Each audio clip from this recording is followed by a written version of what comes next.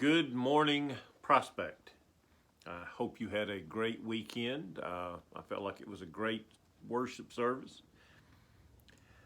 As we go into a holiday season, I want us to try to go in with our hearts oriented properly. And this morning, I'm going to focus on something that we don't talk about much at all, the book of Numbers. But in chapter 13 of the book of Numbers, they have the whole thing about sending spies into the land of Canaan to decide what they're going to do. And starting at verse 26, they came back to Moses and Aaron and the whole Israelite community at Kadesh in the desert of Paran. There they reported to them and to the whole assembly and showed them the fruit of the land. They gave Moses this account: "We went into the land which you sent us, and it does flow with milk and honey. Here is its fruit." And in a section that I didn't read, it talks about a single cluster of grapes that it took 2 men to haul away. But the people who live here are powerful. The cities are fortified and very large.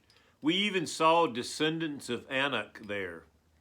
The Amalekites live in the Negev. The Hittites, Jebusites, and the Amorites live in the hill country. And the Canaanites live near the sea along the Jordan.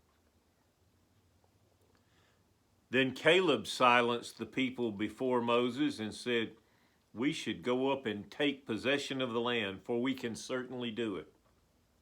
But the men who had gone with him said, "We can't attack these people. They are stronger than we are." And they spread among the Israelites a bad report about the land they had explored. They said, "The land we explored devours those living in it. All the people we saw are of great size. We saw the Nephilim there. We seemed like grasshoppers in our own eyes, and we looked the same to them."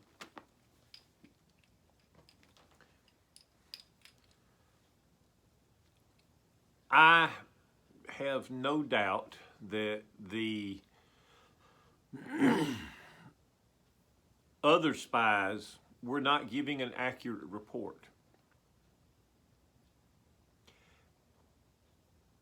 And it's a problem that we share today. Because what the spies did was they looked at the situation. And they never looked at God. Caleb looked at the situation, did not deny that there were giants. The Nephilim were giants. That was the definition of what they were. And, you know, if you bring back a single cluster of grapes and it takes 2 men to hold it, that's pretty significant. But Caleb focused not on the obstacles. Caleb focused on God. God who had brought them out of Egypt. God who had brought them across the desert. God who had spoken to them from the mountain. God who had gone before them in the day in a cloud and at night in a pillar of fire. And the rest of the spies couldn't take their eyes off the problem. I am not in denial that there are a lot of problems in this world. There are a lot of challenges that we face. There are a lot of things that seem like they are impossible for us to do. And therefore we will do them anyway not because of us, because we're insignificant. We really are grasshoppers, but because our God is bigger and better than any giant. When we focus on our own circumstances or on these circumstances, the problem becomes impossible. When we focus on God, the problem is still there, but it's no longer impossible. There are things that we have to do if we are going to make a difference here at Oak Hill. I know some of you, I've talked to you, and I respect that you remember Prospect in its heyday, back in the 80s. Well, back in the 80s, I was in my 20s. And most of you were a good deal younger. Just remember that 1980 is 41 years ago.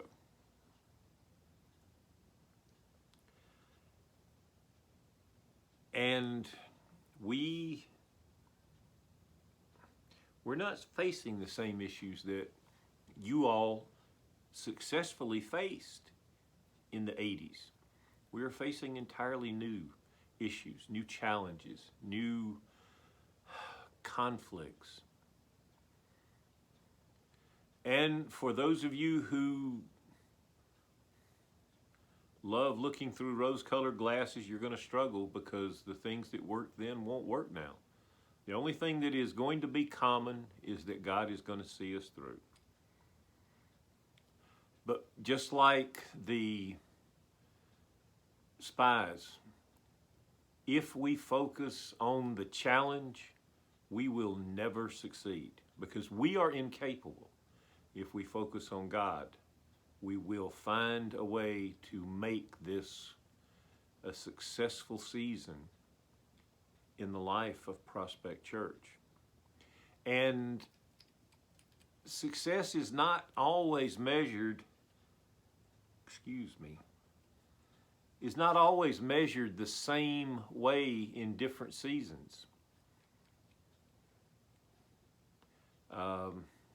There is a very old meme that says, in your 20s, success is seeing the sunrise.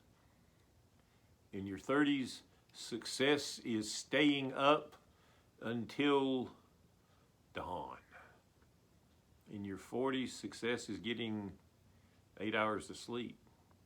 In your 50s, success is not worrying about the dawn.